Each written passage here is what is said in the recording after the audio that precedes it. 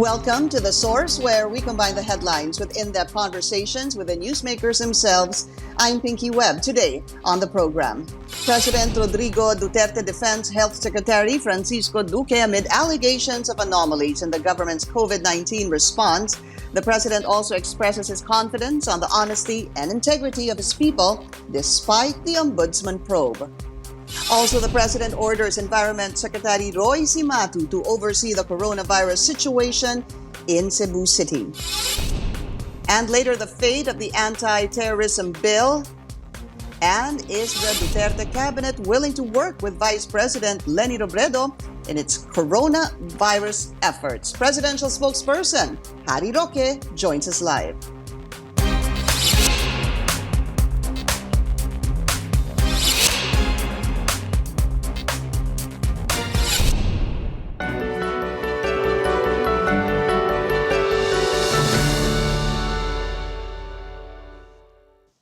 Once again, President Rodrigo Duterte defends Health Secretary Francisco Duque on the allegations hurled against him. The president assures the public that there are no anomalies in the government's response to the coronavirus pandemic. Here's the president in his own words. Pero sa uban, kaso I stand by, taya ko yung reputasyon ko as president sa lahat. Walang kalokohan nga nahitabo.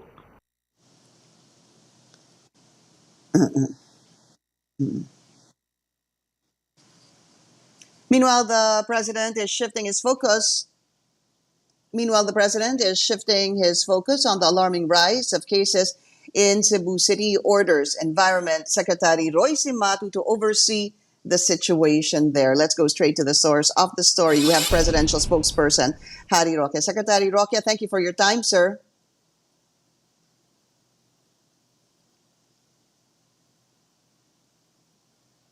Secretary Roque. Secretary Roque, can you hear me? All right, doesn't seem like the secretary can hear me right now. We're going to try to get him back again on the line, hopefully a better communication there. So basically, really, the president had addressed the nation again last night, and we wanted to talk about this because, again, he's defending Secretary Francisco Duque of the Department of Health, despite this ongoing probe by the Ombudsman. If you recall, the Ombudsman already asked issued subpoenas to the Department of Health, likewise to the Department of Budget and Management to get papers and documents on the budget that has been released and basically where this went. So in spite of that, also, there have been, in the past, 14 senators who have asked Secretary Francisco Duque, also even Senator Win Gatchalian, saying he should take a leave of absence pending this investigation. We're going to try him again. Secretary Harry Roque, hi, can you hear me? Yes, I can hear you. Good morning, Pinky, and good morning to all our televiewers. Okay, sir. Thank you, sir. Thank you so much for your time. Let me start with this, Secretary Roque. I was already saying before you went on air, we were fixing our line to you, that the president again defending Secretary Duque, and he says, I quote, "I place my reputation on Sec Duque that there was no corruption that happened there." What I want to know from you, Sec Roque, is, does this mean possibly that the Ombudsman's investigation may not go anywhere with words like that coming from the president? You're choppy. I couldn't hear your question, but yes, the president said that he continues to have trust and confidence on Secretary Duque, because otherwise, and let me make this clear, if the president no longer has that trust and confidence, then he would have fired Secretary Duque already. So he's just saying that he puts his personal reputation on the line here. He says that he has full trust and confidence in all members of his cabinet, including Secretary Duque. What kind of an effect do you think that would have on the ongoing probe coming from the Ombudsman? Well, I think not much, because the Ombudsman is an independent body. It's headed by a seasoned litigator and former trial court judge and Supreme Court justice. I think he can discern facts for himself. So I think he will proceed with his own probe, regardless of what the president has said. And in any case, what was mentioned was the president was vouching for the integrity of individuals, and the ombudsman knows that its mandate goes beyond personalities. No, so I think on the basis of his public pronouncement, he's also going to deal with the issue of efficiency in government, as well as possible breaches of the anti-graft law.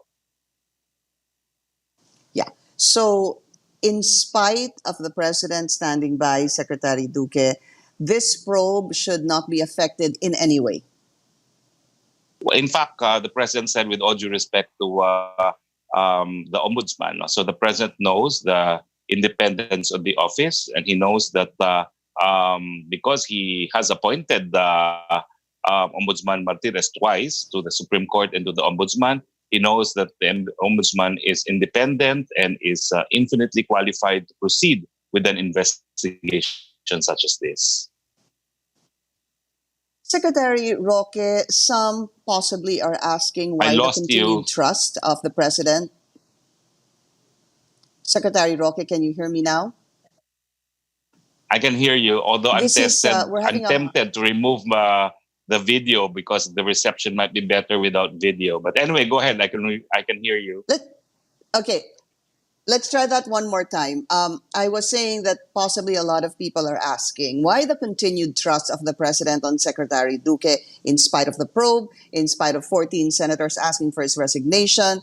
Also, lately, Senator Win Gatchalian saying maybe the health secretary should take a leave of absence rather pending this investigation. What can you tell us about the kind of trust and confidence the president has on the Secretary of Health? What I do know as a matter of personal knowledge, is he is very close to the brother of Secretary Duque, Attorney Gons Duque. No? And what I understand is Attorney Gons Duque was the only one who welcomed the president in the Gupan City when he ran as president. And of course, the friendship of the president with Attorney Gons Duque go way back from his presidency. They have known each other for a long time. They're both San Beda Law graduates. And we can only say that they have a very close and deep friendship. So he believes, is it safe to say, Sec, that he believes in the integrity of Secretary Duque because the president is close to the brother of Secretary Duque? Well, that he mentioned it actually last night. It was no longer included in the broadcast, but he mentioned that when he appointed Secretary Duque, he had only met him once in a hotel by accident, no? And it is the brother whom he knows very well, no? And he also said that he knows the family to be very wealthy, owning a school, a university, and various other businesses in the Gupan, and that the Duques don't have to steal from government, no, because they're already affluent. But again, may I ask my question again so I don't misquote you? And just to clarify, does he believe in the integrity of Secretary Duque because he believes in the integrity of the brother and the family, sir? Well, he believes in the integrity of Secretary Duque because he doesn't see anything that has been criminally committed by Secretary Duque himself.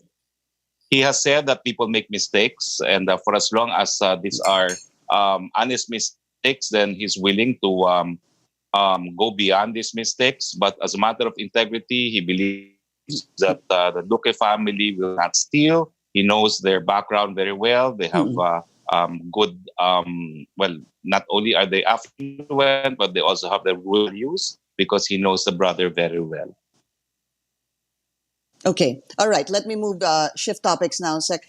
Too confident and too complacent. That's what the president was saying about possibly what happened in Cebu City. What we're looking at is about 4,500 cases, the largest number, overtaking even Quezon City. And now we have Secretary Cimatu to oversee the situation in Cebu. What would be the strategy that you can tell us in addressing the situation in Cebu City? Well, the marching order to Secretary Cimatu is do what you must do. Implement the policies of the IATF, act on behalf of the IATF. You don't need to ask permission from IATF, but perhaps you should give notice to the IATF. I want you to be my eyes and ears. Something has to be done to curtail the spread of the disease in Cebu City, and he believes that Secretary Cimatu is the man to do it. And what can be done, Sec Roque? Was it discussed last night? It wasn't, no. But the general strategy really is to test, isolate, and treat, no. So I think that's anyone in the position of Secretary Cimatu will just have to focus on those three, no. And of course, there will have to be strict implementation also of the ECQ, because otherwise it could spill over to the rest of Cebu province as well as to the rest of the Visayas, no. So we beseech the understanding of our brothers in Cebu City. This is not just for their own welfare, but for the welfare of the entire Visayas region, if not the entire country. The deaths in Saudi Arabia, I wanted to discuss that.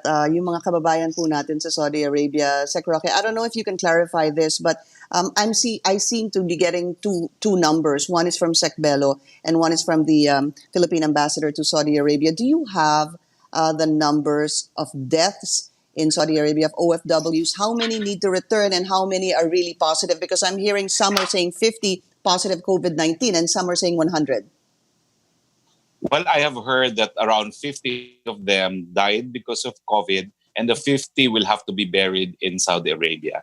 The total number of those who died is in excess of 250. No, I don't have the right figures now because my código is not with me right now since I'm doing a broadcast from home. No, but what I'm sure about is that 50 of them will be buried already in Saudi Arabia because they died by reason of COVID. Yun na po, Sec Roque, no ifs, no buts. Wala na pong choice yun, yung mga pamilya ng namatayan ng 50. Well, para po sa COVID, talagang we have health issues. Kasi alam niyo po, in Saudi, they don't allow cremation and they don't even allow, if I'm not mistaken, embalming, no, under the Muslim faith. No? So it's too much of a health concern to bring home the cadavers of COVID victims. In the Philippines, they are, of course, cremated as soon as possible. No, but I think that's also not possible in Saudi Arabia because they also don't allow cremations under the Muslim faith. No, so and at the same time, under their faith, they have to be buried right away. That's why we were given only 72 hours to bring home the remains of our countrymen. Now, what complicates matters, of course, is that Saudi Arabia is still on complete lockdown. There's still no air transportation, and the option is for us to charter, and not just charter, but ask for special permission, of course, no, for the charter to bring home the remains. And I heard you yesterday in your press briefing, Sec, sabi niyo po na those 50 who died will get the benefits due them. All right, we're gonna take a short break. We're gonna fix this communication with the Sec Roque. We'll be right back. You're watching The Source on CNN Philippines. Our guest today, Presidential Spokesperson Harry Roque. I want to go back to the situation in Saudi Arabia. Sir, I just want to bring this in because the Philippine ambassador to Saudi Arabia, Ambassador Alonto, was saying there are 353 deaths, 107 COVID deaths, and yung 246 are natural causes. A lot of the question really is, bakit po ang taas? Are you even surprised na ang dami pong namatay na kababayan po natin sa Saudi Arabia and we don't even know the cause of death? Well, alam niyo po, hindi naman po siguro nakakasurpresa kasi pinakamarami po talagang OFWs natin dyan sa Kingdom ng Saudi Arabia. No? I'm not sure about the exact number, but they are the number one destination for Filipino OFWs. And that's why when you're talking of a period over 3 months, you have this figure, this very high figure. But I'm also very concerned that yun nga po, marami ring mga COVID na naging biktima ng COVID, no? And relative to the the national numbers of Saudi Arabia, parang mas marami po talagang mga Pilipinong nadali ng COVID. And I could only surmise na siguro dahil mga nakatira sila sa mga dormitoryo, no? So parang mahirap siguro mag-social distancing kasi mga OFW housing din ang mga tinutuluyan nila. Pero that's purely speculative but born from human experience naman po. Okay. Yung pong pagpapauwi sa kanila, nakakasana ho ba yun, Sec Roque, yung 246 or so who died of natural causes? Well, I know that we are already chartering, and there was talk, in fact, last night that they will be chartering up to 3 flights, no, to bring home the remains, no. So we're not sparing any expense for bringing home the remains of those who could be brought home, and acknowledge the difference in figures. But I think we will have to defer to the figures of the ambassador because he is on the ground, and we are in fact only relying on figures sent to us by our mission. So I concede that the figure should be the figure of the ambassador, which explains why there was a mention of 3 possible chartered flights just to bring home the remains of our kababayan. Yeah, I believe Sec Roque, sinabi po ni Ambassador Alonto yon dun sa Laging Handa briefing yesterday. Again, let me talk about this, also very important, Sec, yung locally stranded individuals. So a lot of them, hundreds of them, nagdagsaan na po sa Philippine Army because let's go back to the situation really. Tumuloy po sila sa ilalim ng NAIA X dahil gusto na pong makaalis, hindi po makaalis, kaya dun muna nanirahan sa ilalim ng tulay. Dinala sa Philippine Army ng DOTR, ngayon nandun po sila. And what's happening, Sec, is that hanggang dun sa labas ng Philippine Army ay nakalinya na po yung mga locally stranded individuals. Ano ho kaya ang plano sa kanila? Because I believe doon po sa gymnasium, they can only accommodate a certain capacity, if I'm not mistaken, sir, about 400. Well, kagabi po, pinag-usapan din yan, no? So yung housing them in Air Force facilities is part of the temporary solution, but the more permanent solution, of course, is to try to bring them home, no?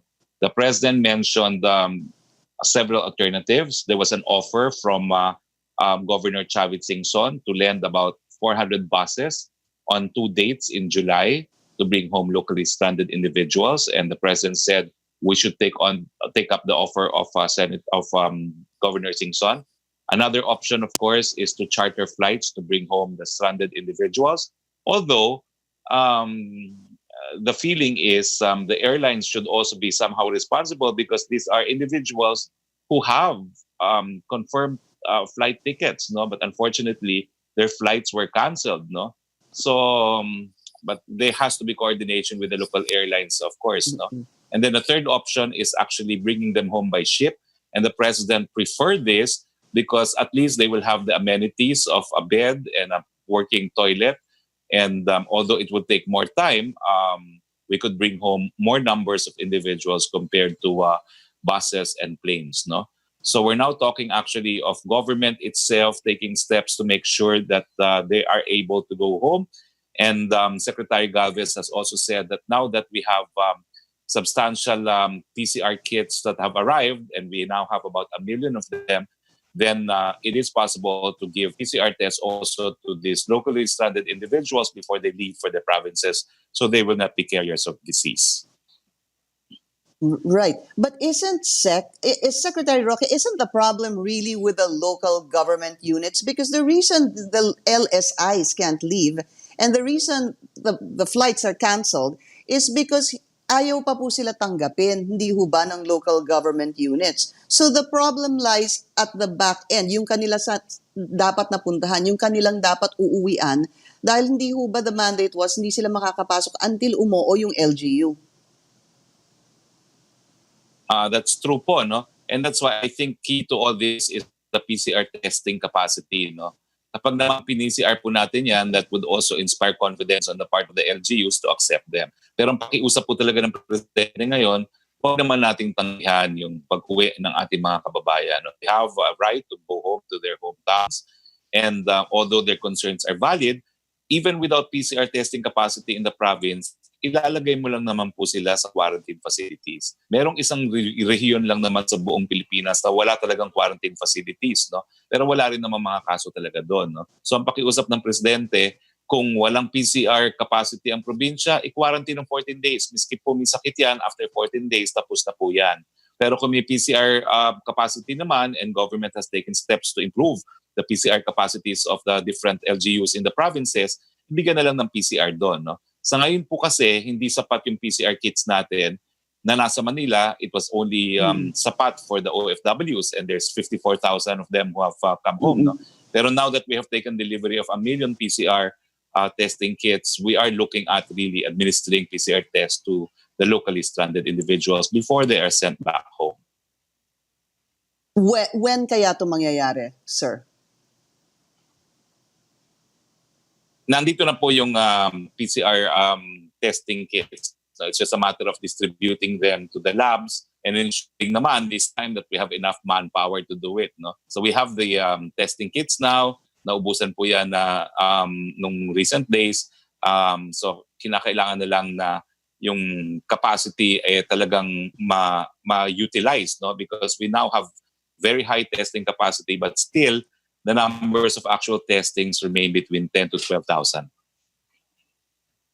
All right, we'll be taking another short break. We'll be right back.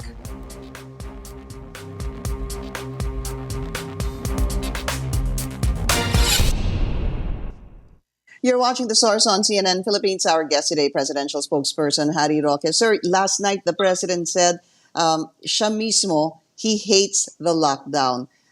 Sabi nga niya, kung maging reckless, ay sorry na lang kung sino man ang maging reckless. And ang sabi po niya, he plans to go around the country to visit military camps. Why the need to do this, sir? And what else is in the pipeline for the President when he goes around?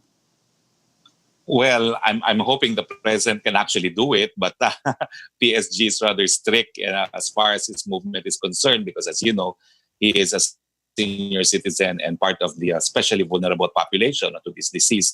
But I think the president will insist to visit his troops. He has a scheduled visit. I don't think I'm at liberty to say exactly where he's going, but let's just say it's an area where there's been intensified fighting recently. And quite a number of soldiers have been killed, wounded in action. No? This has been one of the most important, the president to show support to the troops who are, no? And I think this time around, even if the PSG will object, he will insist. No? And after all, he is still the president and he wants to do it. There will be precautions taken. He will just address the troops from a distance, unlike in the past where he freely mingles with them. No? And I think this will be the compromise. Okay, anti-terror bill, still a lot of people asking about this. The President said it was on his table, but he did not read it. He gave it to his legal team. Sec, who is his legal team? Because my understanding is also the DOJ already submitted their study on the proposal on the anti-terrorism bill to the president. Yeah, he's referring, of course, to the Office of the Executive Secretary, specifically the Deputy Executive Secretary for Legal Affairs, DESLA. No? And of course, we all hold office in Malacanang. And that's why I know that as a matter of course, all proposed legislation go to that office for vetting. And they will then prepare a memorandum together with transmittal of the actual bill, no? For the president, no, with a recommendation. That's what he is waiting for, and he has said that it will take 1 or 2 days, then he will make his own decision. He has reiterated and emphasized that he will personally review the bill for constitutional infirmities. He's just looking for constitutional infirmities. So yung 1 or 2 days, when do you expect the bill to be read and analyzed and studied by the president? Well, it will really depend when the Office of the Executive Secretary concludes their recommendation. No? What he has said was, as of last night, it has not reached his desk yet. He is still awaiting the recommendation of his legal office. So he will have to wait for that. Harry, I have a follow-up question on Secretary Roy Cimatu overseeing the operations or the situation in Cebu. Why the need for that? And did it actually mean that the president was quite unhappy, possibly, with how the IATF handled it or the local government in Cebu that he needed to appoint somebody else to oversee the situation there? The president was very clear, no? And I'd like to emphasize that we're talking of Cebu City, not the province, no? Because only Cebu City and Talisay, no, are under ECQ and MECQ, no. But the president said that there's no point in resorting to finger pointing.